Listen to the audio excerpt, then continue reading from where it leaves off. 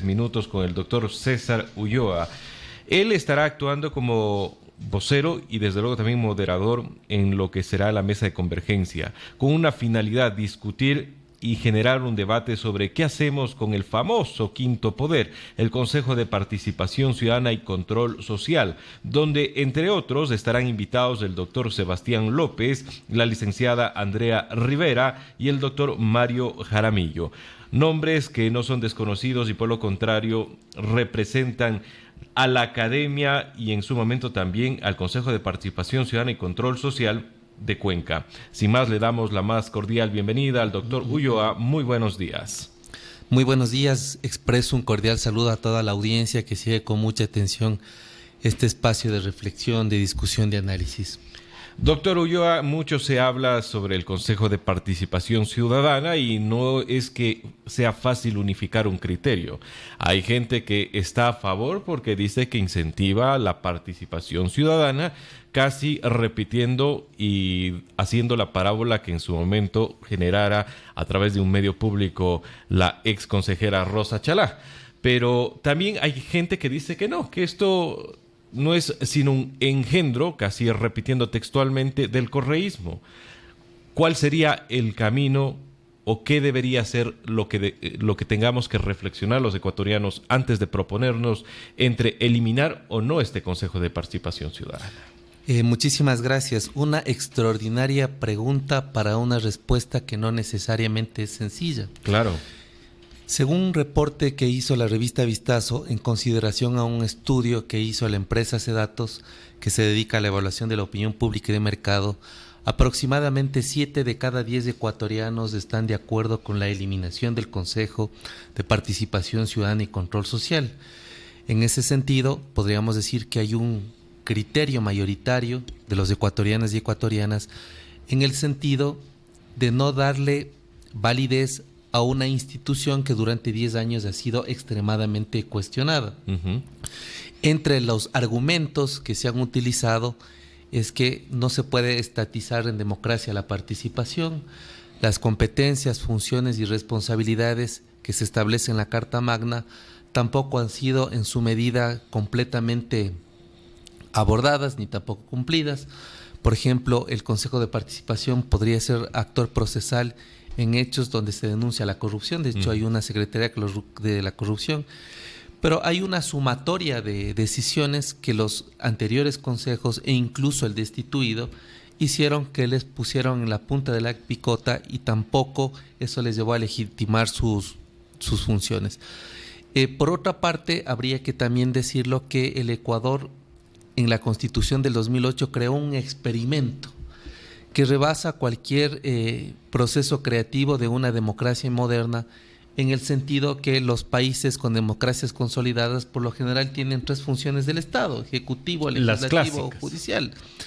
Pero claro, como había un criterio de irse contra Montesquieu, se creó 2 funciones adicionales y ahí surge el famoso quinto poder. Un quinto poder que concentra excesivamente un poder en la medida que desde ahí se designa a las principales autoridades y las autoridades de control del Estado.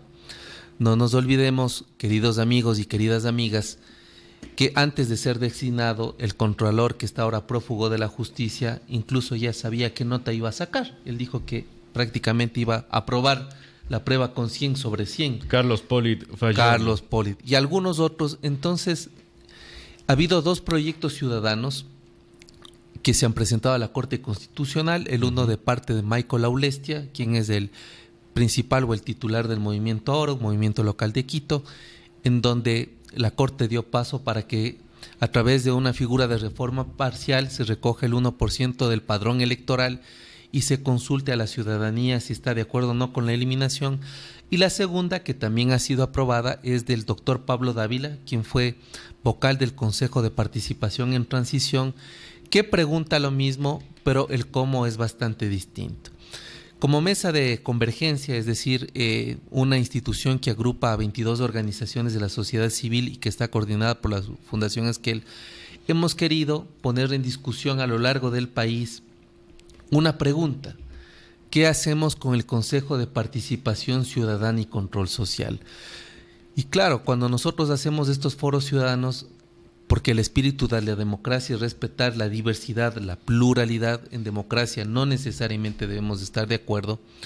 Sin embargo, hay una serie de sugerencias, de recomendaciones y de observaciones que apuntan indudablemente a poner en cuestión o a ponernos en debate si efectivamente existió o existe o se ha creado mecanismos más adecuados para que la democracia ecuatoriana en términos de participación sea más efectiva. Uh-huh.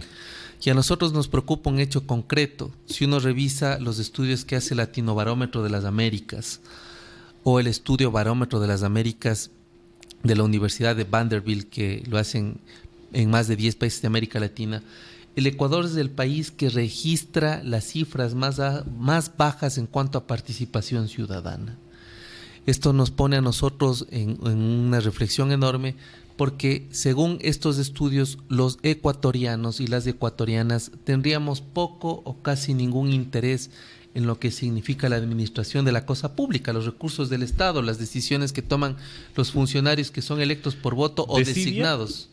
Sí, yo creo que hay una apatía, creo que el Ecuador vive un proceso de desafección hacia la política, es decir, poco afecto, un sentimiento antipolítica. Y eso se sintió en las últimas elecciones, cuando se escogió a muchos actores, no todos, pero a muchos que no tenían una trayectoria en la política.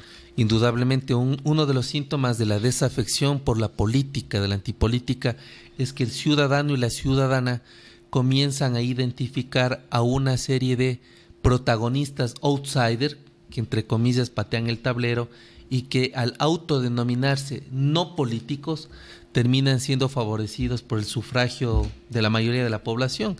Y los resultados fueron casi bastante similares en varias provincias del Ecuador. Uh-huh. Creo que el Ecuador, sobre todo en algunas ciudades con gran concentración demográfica, vieron con bastante asombro algunos resultados que eran inimaginables, porque semanas antes las encuestas decían otras cosas, ¿no? Pero además se ganaron con porcentajes donde la legitimidad pasaba raspando. Claro, indudablemente habría que considerar que la elección de las autoridades locales y seccionales se gana con mayoría simple, es decir, con un voto se puede ganar las elecciones. Claro.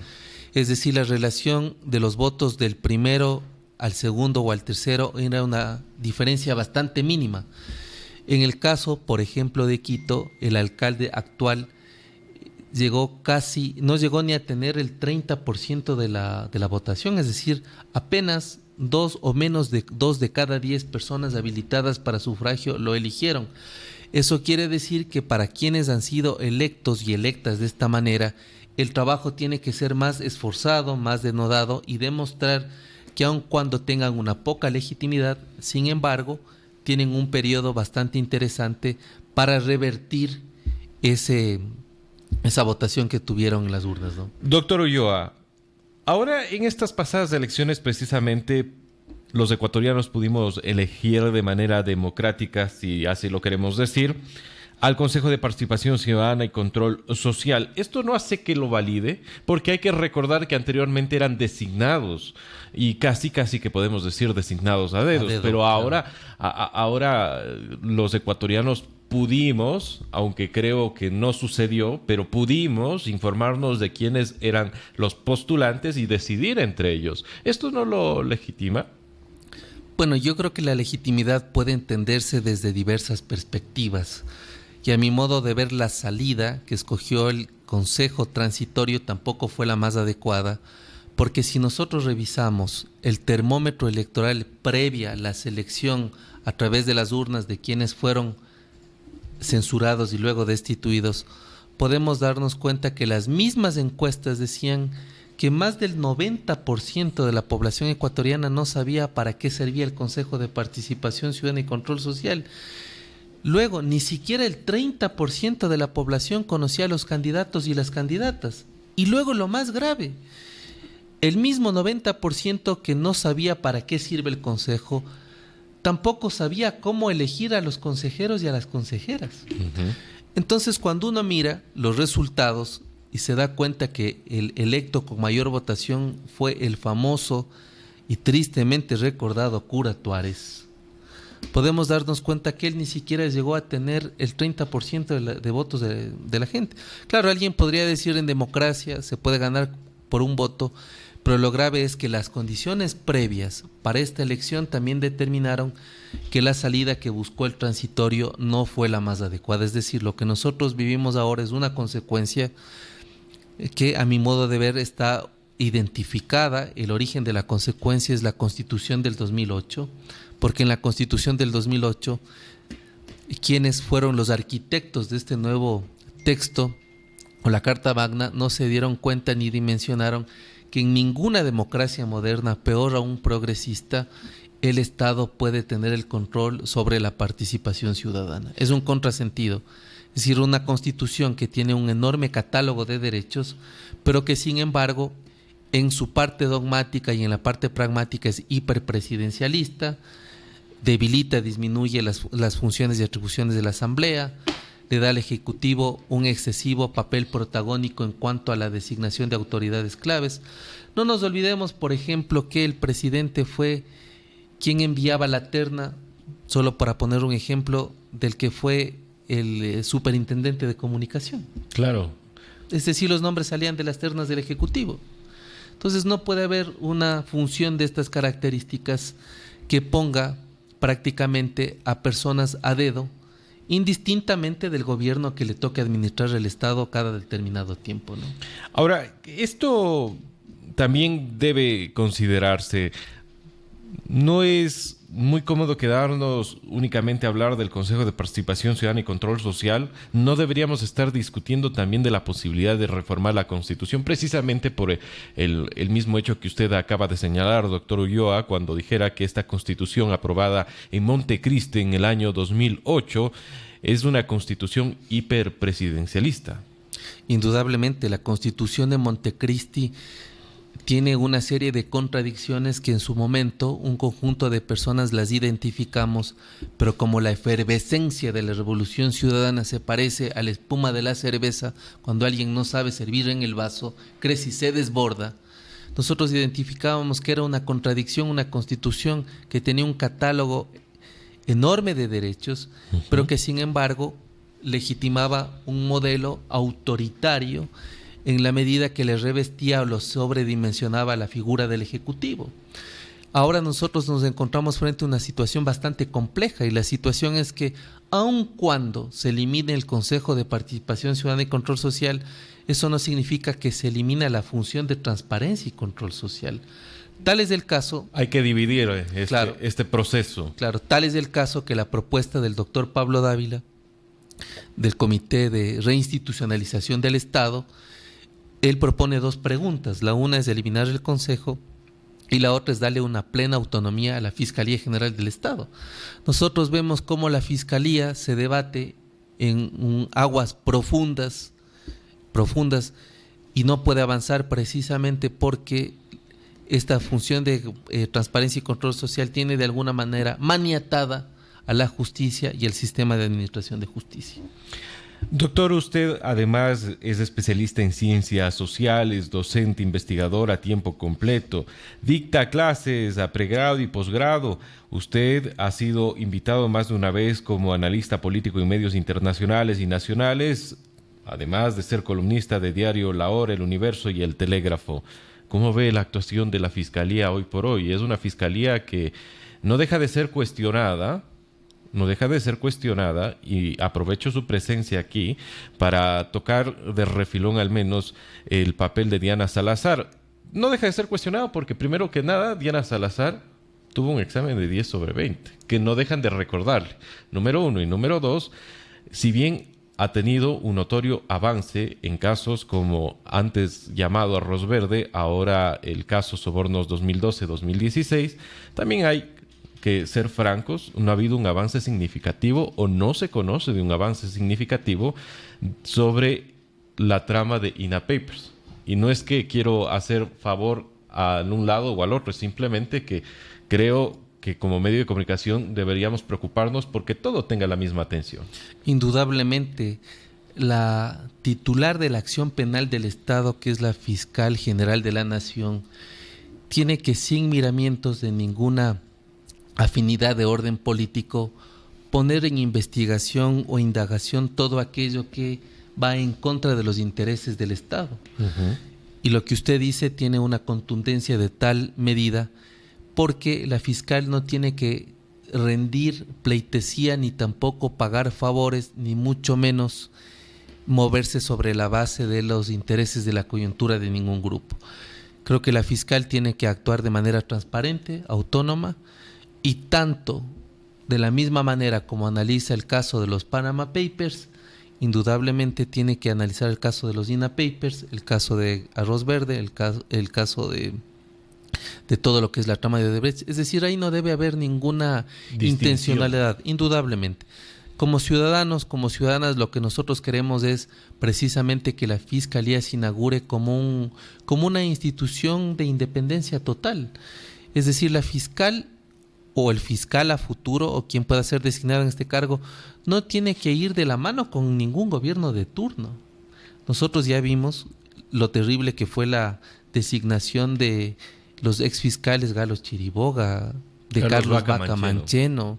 Entonces, lo menos que podría hacer ahora la fiscal Diana Salazar, precisamente para revertir, para demostrar que aquello de lo cual es criticada no es cierto, es actuar con toda la independencia del caso. Y en eso usted tiene toda la razón, tiene que investigar de la misma manera la trama del caso Arroz Verde como INA Papers, indudablemente.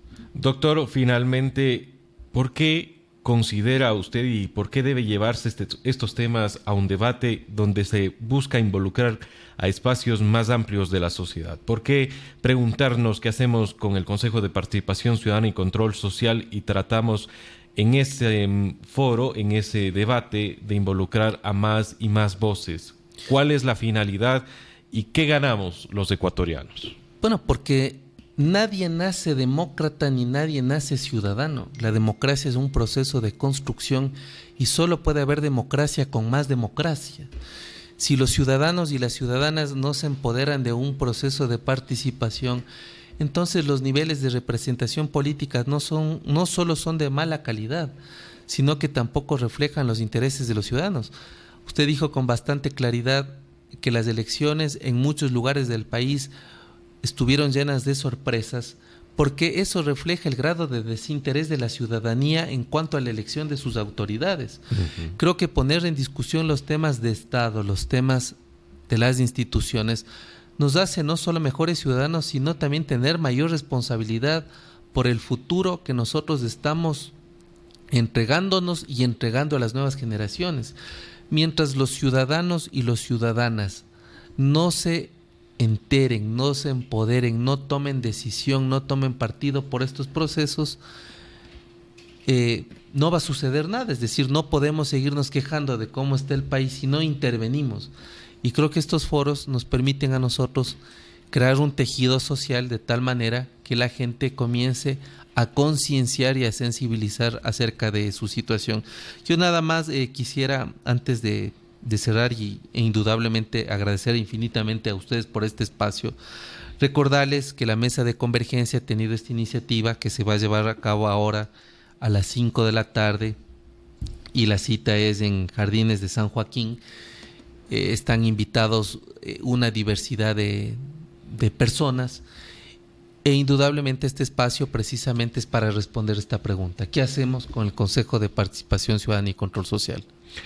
¿Hay alguna posibilidad de participar para nuestros amigos oyentes de esta mesa de convergencia, de este debate el día de hoy? ¿Deben adquirir algún ticket? ¿Simplemente van? ¿Cómo es la dinámica para involucrarse en esta pregunta? Buscar entre todos, sumar opiniones y llegar a un criterio. ¿Qué hacemos con el Consejo de Participación Ciudadana? Bueno, la invitación está hecha. No hay ningún requisito más que el crear ciudadanía, es decir, empoderarse de algo que suceda en el Ecuador. Y por otro lado, para quienes no pueden asistir de manera presencial, también vamos a hacer una transmisión en vivo desde las redes sociales de la Fundación Esquel y de la Mesa de Convergencia. Es decir, hay una doble posibilidad, la una de asistir personalmente y la otra de asistir a través de los medios digitales y desde los medios digitales también corroborar los criterios a partir de los comentarios, de las sugerencias, de las observaciones. Insisto, en democracia no se trata de que todos coincidamos en los criterios. Creo que la democracia posibilita procesar o resolver los conflictos de manera pacífica, porque en democracia no se resuelve como en dictadura. Y creo que los ecuatorianos y las ecuatorianas debemos aprender a resolver nuestras diferencias a través del diálogo y de mecanismos que nos permitan tomar las mejores decisiones. Este ha sido el doctor César Ulloa, quien es vocero de la Mesa de Convergencia y actuará como moderador de este foro en la hora clave.